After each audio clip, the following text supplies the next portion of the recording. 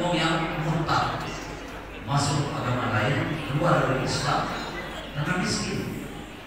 Nah ini tantangan bagi kita semua, ya, mengangkat harkat dan martabat anak-anak yatim, para fakir miskin. Kemudian kita mendidik anak kita dalam jalan yang lurus dan benar, istiqomah, sehingga dia bisa Romawi akan berubah, akan kalah, dan sebaik-baik pemimpin adalah pemimpinnya, dan sebaik-baik pasukan adalah pasukannya. Sultan Ahmad I itu terposisi ingin mewujudkan sabda Nabi itu.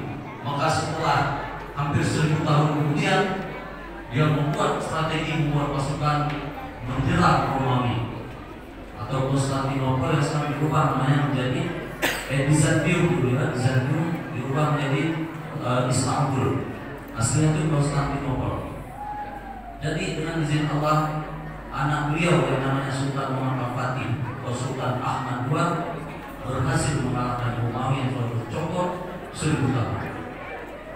Kemudian sayang setelah 800 tahun dinasti Ottoman berkuasa, nah itu tadi lemah dalam hal pendidikan tarbiyah, sehingga anak mudanya menjadi sekuler.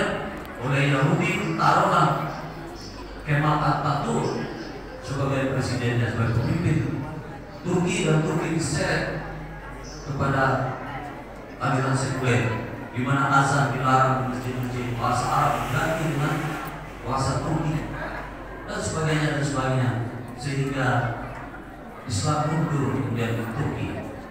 Tetapi saya katakan kepada ibu sekalian, Allah berfirman wa likulli ummatin ajal, bahwa sesungguhnya setiap umat ada masanya dan setiap masa ada umatnya dan ada kaumnya. Ya, akhirnya sekarang di zaman kepemimpinan Erdogan, Turki bisa bangkit kembali menjadi negara super besar di dunia. Allahu Akbar, takbir. Ini mudah-mudahan memberi inspirasi juga kepada kita. Kita yang di Indonesia ini adalah umat Muslim yang mayoritas. Sekarang sungguh kita sangat merasa terbelakang, baik dalam hal ekonomi, dalam hal akidah. Ya, saya tidak mempunyai masalah politik, tetapi mungkin kita bisa merasakan bagaimana sekarang Islam ini mungkin bukan hanya di Indonesia, di dunia terpuruk. Karena itu mari semuanya dengan momentum hijrah ini, ya, kita binafsi, kita mulai dari diri kita sendiri, kita mulai dari hal yang kecil, dan kita mulai dari sekarang kita perbaiki generasi yang mendatang. Kita jalankan perintah Allah Subhanahu wa Ta'ala sembilan tadi, dan kita sambung kesuatan Rasulullah dalam hadis tadi bahwa jangan kita tinggalkan generasi yang lemah di belakang. Kenapa? Karena kullukum ra'in wa kullu ra'in mas'ulun an ra'iyah. Bahwa sesungguhnya setiap kamu adalah pemimpin, dan setiap pemimpin akan ditanya, akan diminta pertanggungjawaban terhadap apa yang dipimpinnya. Sultan adalah pemimpin kita, utama Imam Syarif. Ketua masjid pemimpin, lurah pemimpin. Kita juga ibu-ibu semua, bapak-bapak pemimpin paling tidak dalam rumah tangga. Kali akan ditanya oleh Allah. Kita hidup di dunia ini hanya sebentar. Ya. Kita hanya sebentar, ada satu fase di mana kita setelah hidup alam dunia akan berpindah ke alam barzakh, ke alam kubur, alam penantian sampai menunggu waktunya dihisab. Kemudian sesudah hisab nanti akan ditiup sangkakala, maka dibangkitkan seperti jamur, seperti cengkawar. Kita akan keluar dari kubur kita masing-masing. Maka itu harus berbanyak kita bersalawat atas Nabi.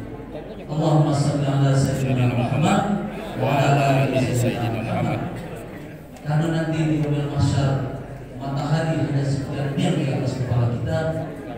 Kata Nabi, kamu akan berenang dengan keringatmu menunggu 50.000 tahun untuk dihisab. Ini bukan gampang, ini bukan perkara yang enteng bagi sekalian. Sungguh perkara yang berat. Kita tidak kenal siapa suami dan istri kita.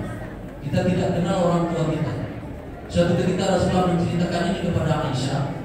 Lalu Aisyah bertanya, wahai ayahanda, wahai Rasulullah, engkau katakan nanti di yaumul mahsyar semua umatmu dalam keadaan telanjang bulat, mohon maaf, tidak berpakaian.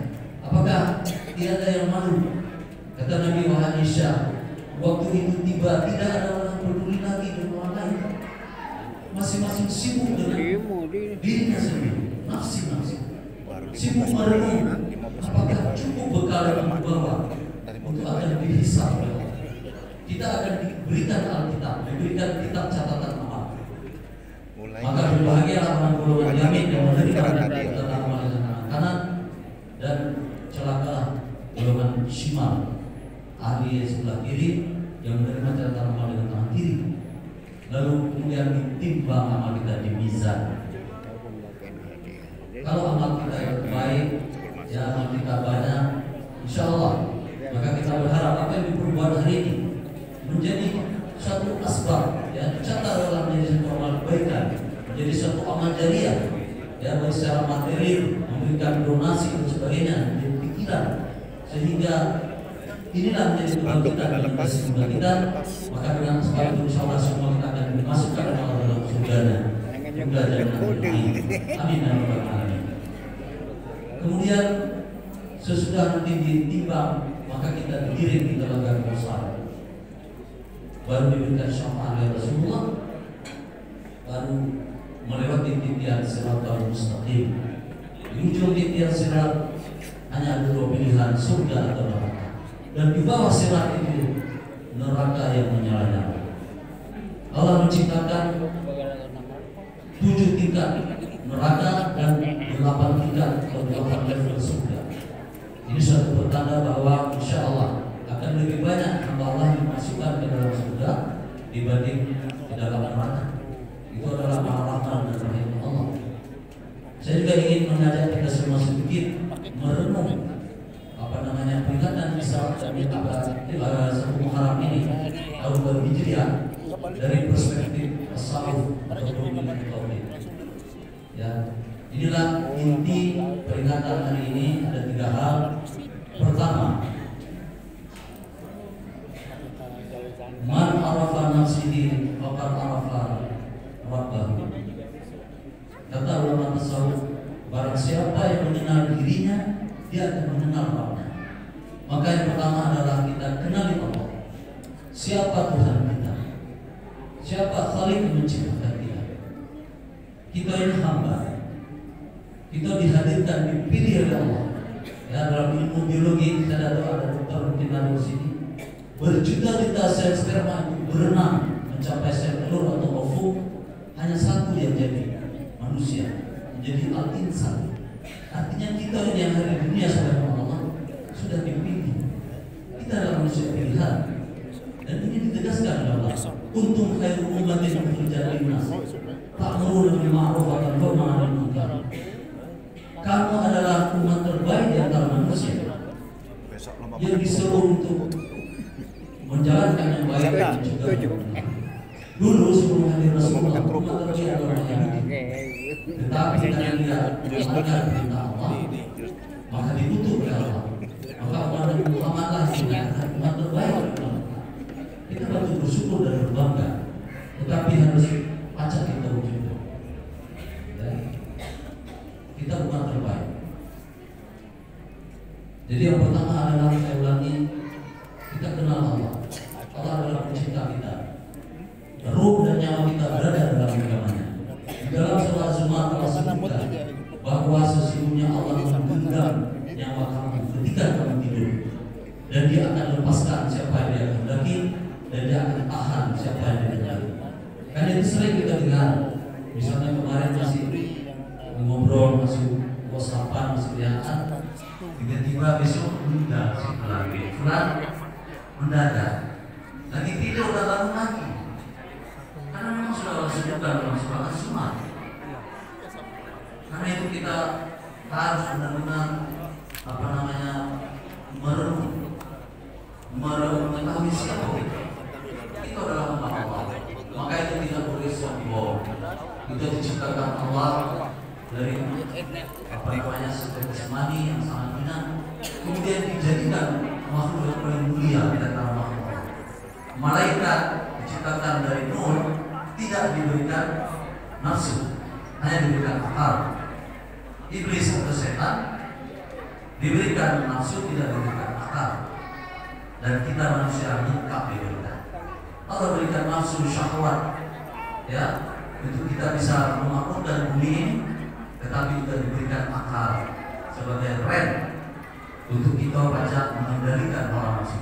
Karena nafsu itu kalau tidak dikendalikan luar biasa, dia akan mengendalikan kita, dan itu berbahaya.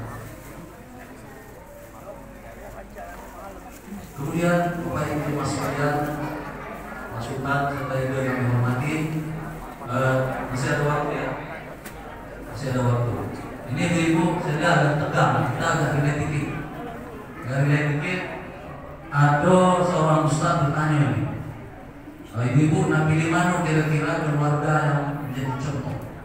Apakah keluarga yang istrinya taat, ya, tetapi suaminya tinggal pada Allah, yaitu keluarga Fir'aun atau Asia, atau keluarga Nabi Lut yang istrinya berkata, suaminya Nabi itu bagus, taat kepada Allah, atau keluarga Nabi Ibrahim, suami istri itu baik, ya, suami istri baik. Pilih mana nih ibu?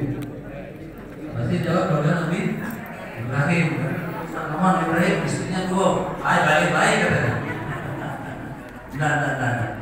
Ini hanya intermezzo, bukan berarti saya menyinggung bahwa istri dua itu bagus, tidak. Jadi poligami juga kita harus hati, harus adil. Kalau tidak itu berat. Kan di dalam Al-Quran hanya disebutkan nikahilah oleh kalian perempuan muslim itu 1, 2, 3, 4. Tapi fa'amlitu ala ta'lilu fawahidah. Jadi disebutkan fa'amlitu mata pada punya nisa dengan nama 11 sama 4. Fa'amlitu ala ta'lilu fawahidah. Kalau kamu tidak sanggup berlaku adil, cukup satu. Maka dipakailah dalil ini oleh semua orang untuk mengesahkan kawin banyak-banyak 4. Tapi dia lupa ada satu ayat yang disebutkan, sungguh kalian tidak mampu berlaku adil terhadap istri-istri kamu, walaupun kamu berusaha sangat keras begitu. Akulah kata Allah yang bisa mengadil. Nah ini hati-hati, ya. Jadi boleh secara dibolehkan, tetapi harus mampu adil dalam segala. Kalau tidak, lebih bagus tidak usah. Lebih bagus tidak usah. Zaman sekarang kan banyak yang pelakor mengambil laki orang, ya. Hati-hati ini. Maka itu momentum hijrah ini saya pesankan kepada para ibu solihah semuanya, jagalah suami kita baik-baik, ya. Jangan juga kita galak marah, galak penuh, galak cemburu di rumah. Karena di luar sana banyak orang, banyak makan lain juga, ya. Apa namanya itu, siap-siap dengan nampung lagi gitu. Hati-hati. Itu dalam rangka saya diri ini untuk mengawal pesan Rasulullah tadi. Dan hendaklah kalian, hendaklah kamu khawatir meninggalkan generasi yang lemah di belakang aku, kata dia. Ini kewajiban kita. Jadi marilah dengan momentum hijrah ini kita mengevaluasi masing-masing kita, mengevaluasi keluarga kita, anak-anak kita, sudah sejauh mana kita bukan. Kalau ada kekurangan, karena manusia memang berbuat salah dan hilaf, saling meminta maaf, ya. Saya juga ingin sampaikan, termasuk misalnya terjadi itu biasa ya di tempat kami juga. Saya di Baitur Rahman di Poligon, saya waktu ketua masjid. Itu kadang-kadang pengurus pasukan sesama mereka juga kadang tidak harmonis. Kaki datang lagi pembina curhat, mau ini Ustaz, mau Sultan, bukan ini. Ini jangan diteruskan. Kita mengharapkan apa yang sudah dibuat hari ini menjadi momentum untuk kita hijrah di masjid raya Sikibu ini, akan Allah ridhoi. Allah turunkan barokah kepada kita semua, kepada keluarga kita. Kita dituntut istiqomah di jalannya. Jangan misalnya hal-hal yang kecil jadi hal. Habis kita galak masjid, kita galak berjamaah, kita misalnya tersinggung dengan si asli. Saya sampaikan hadis bahwa bila kita bermasalah dengan seseorang, tidak boleh melebihi hari. Berapa hari Bapak Ibu? 3 hari silaturahim harus terus dijalin. Kalau tidak, amal kita, misalnya kita meninggal belum cakapan, belum masih OS-an, SPT dengan kawan dan si A si B, apalagi keluarga dengan ayah mak kita, ini luar biasa hati. Amal kita ada dihisap oleh Allah, dibiarkan terkadang. Nah ini hati-hati. Jadi jangan lebih 3 hari datangi, salami dia. Dan orang yang meminta maaf sungguh lebih mulia di mata Allah. Jangan misalnya kita merasa kita hina, tidak. Jangan terbalik. Misalkan kita minta maaf dia tidak menerima, selesai. Tugas kita sudah selesai. Bacalah Allah yang menghakimi kepada kita. Dan apa yang kita perbuat, faman ya'mal mithqala dzarratin khairan yarah, wa man ya'mal mithqala dzarratin syarran yarah. Apapun yang kita perbuat, sekecil zarah, sekecil atom amal kebaikan, juga Allah catat. Dan apa yang kita perbuat sebesar zarah kejelekan juga akan ada balasnya. Maka itu saya ingatkan, ya, jadikan momentum hijrah ini untuk titik balik refleksi bagi kita. Hari ini kita buka wacana, kita buka lembaran baru bahwa aku harus berubah. Kalau misalnya ada suami, misalnya mohon maaf ya, mungkin ibu-ibu masjid terus majelis taklim seperti ini luar biasa, tapi masih ada suami yang tidak ada ke masjid. Nah ini ada ceritanya Pak Saudara. Ada cerita katakanlah namanya ini Mang Juhai, ya tak? Tentang preman tanpa bentuk. Mama kalau ada nama sama, istrinya ini bicik romlah. Kalau ada yang sama mohon maaf. Kebetulan baik, tapi ini cerita mendidik. Biceromlah ini sangat kepengen suaminya ke masjid, tapi dia ini dasar gak galak. Akhirnya dia ngomong, Biceromlah, Kak katanya, aku ini malu, aku memang majelis taklim segala macam, kakak tidak pernah ke masjid. Pergilah ke masjid. Kalau tidak kita pisah baik, cerai baik katanya. Nah karena ultimatum ayat itu, Mang Juhai ini lulu. Ya sudah, kalau itu cuma kali aku ke masjid, tapi aku berpacak sholat. Bici-bici Allah, main nikah apa yang mau gawe buat lama itu. Oh dek, setahu aku sholat itu amat berat katanya. Susahnya sholat, maka itu dia adalah ke masjid. Tak apa katanya. Contoh yang mana mau buat gawe tema itu. Jadi singkat cerita, hari Jumat tiba, berangkatlah Mang Juhai ke masjid. Mulai dari wudu dia sudah toleh di bawah Imam selesai, singkat cerita masuk dalam masjid, dapat saf sampai 3 duduk. Jadi begitu khotibnya mimbar membacakan khutbah, menangis Mang Juhai. Ya, kawan yang sebelah tanya, aku dia mau juga nangis, aku ngerti yang disampaikan khotib. Kambing aku itu hilang katanya. Jadi jenggotnya itu kebetulan panjang katanya. Teringat kambing dia. Nah, kemudian singkatnya begitu sholat, mulai sholat, ikuti seperti yang dibuat orang lain. Pada saat sujud di belakang apa namanya kain karena sudah lama digoyang, ya memang digoyang.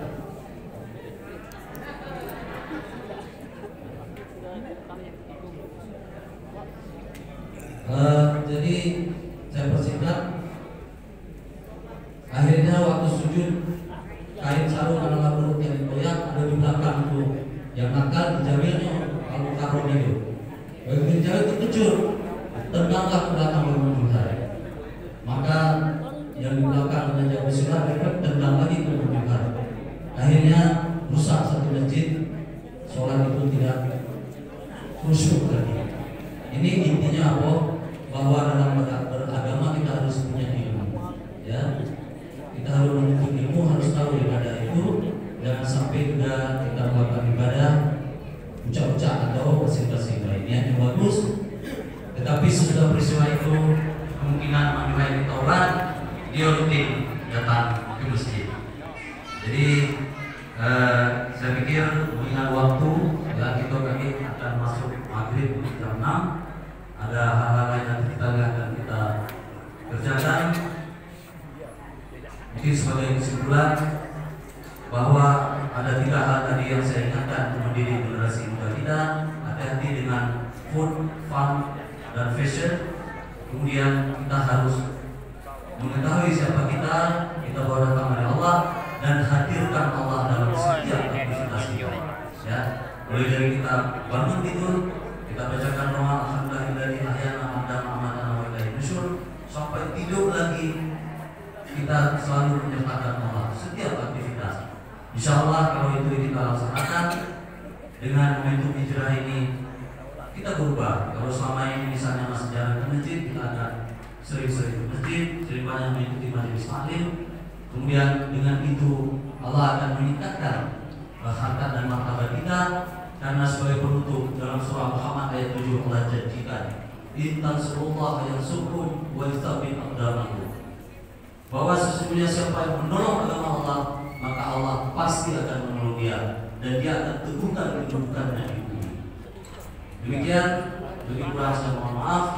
Wa'alaikum billahi taufiq wal hidayah. Wassalamualaikum warahmatullahi wabarakatuh. Kita tutup sama-sama dengan doa ya.